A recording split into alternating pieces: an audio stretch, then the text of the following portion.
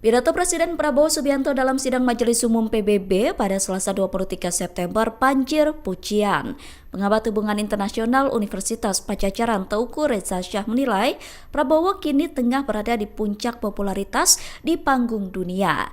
Teuku menilai pidato Prabowo di sidang umum PBB merupakan modal besar bagi Indonesia untuk memperlihatkan peran strategisnya sebagai penghubung antar kawasan.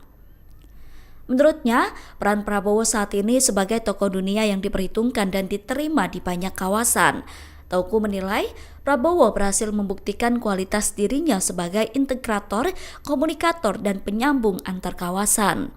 Ia menekankan peluang ini harus diikuti dengan langkah konsisten dan berkesinambungan. Download Tribun X sekarang, menghadirkan lokal menjadi Indonesia.